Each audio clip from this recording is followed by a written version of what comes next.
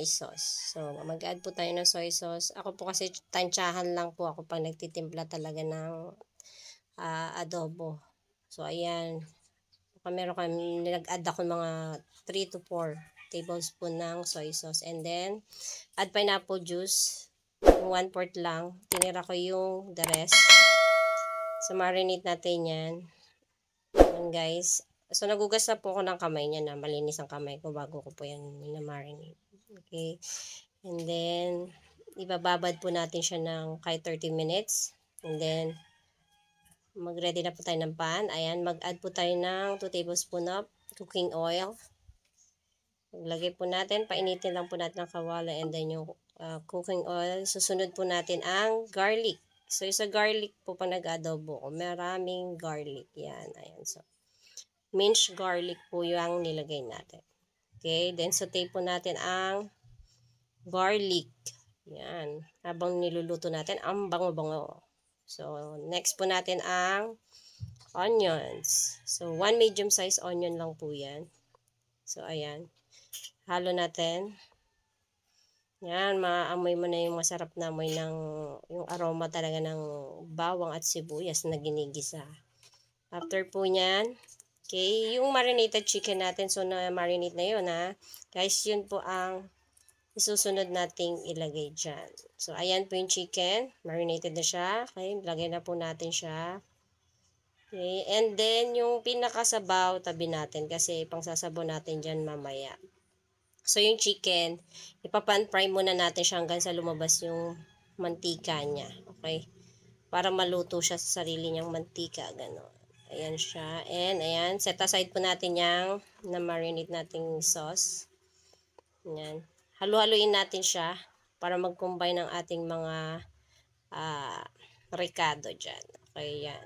Yung garlic, yung onion, and then yung marinated chicken. Napakasarap talaga ng adobo kung minamarinate po siya. And, pagka maraming garlic. Ayun kasi. Yan ang talaga nagpapasarap dyan. Yan.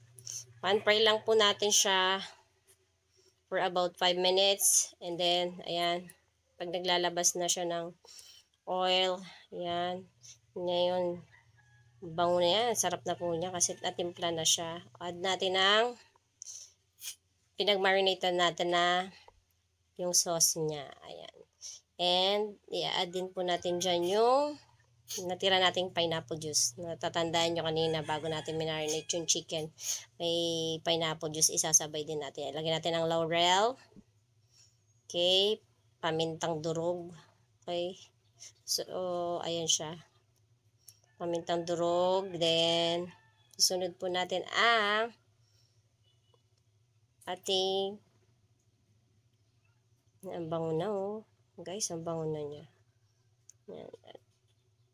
Sugar. Ayan. So, add natin sugar. 1 teaspoon. Okay. And pagsasabay-sabay na po natin i-add yung lahat ng kailangan. Yan, yung pineapple na natira po natin. So, guys, kung gusto na maglagay ng mga seasoning nyo, go na. Ilagay nyo na din. Pagkatapos ng pineapple. Yan. Walang water akong inada. Ayan. Suka. So, pag nag-add ako ng suka, ayan siya guys. Hindi ko yan nahalo. Huwag nyo haluin kasi may hilaw yung suka. Sabi ng tatay ko, nung bata ko, huwag nyo haluin ng suka kapag lalagay lang. So, ayan siya. Takpan natin. Ayan lang natin siyang mag-simmer for a few minutes. And then, ayan. Kumulo na siya. So, naluluto na yung suka niyan. So, after 5 minutes, okay na yung suka. Kaya pwede naman natin siyang haluin. Then, tansya-tansya at tikman na rin natin kung anong lasa na. Kung tama ba sa alat o tamis. Okay, pero ang pineapple juice, matamis na po yan. Kaya, kung makikita nyo, konti lang yung nilagay kong pineapple juice. Sugar, sorry. Sugar. Kasi nga matamis na ang pineapple juice. So, tinikman ko yan. Titikman ko kung ano nang lasa. So, sa akin, okay na po yan. Pero kung halimbawa kayo, tinikman nyo, at kulang pa, so, add ka ng toyo or anong gusto nyo i-add dyan. Kung salt konti, pwede naman.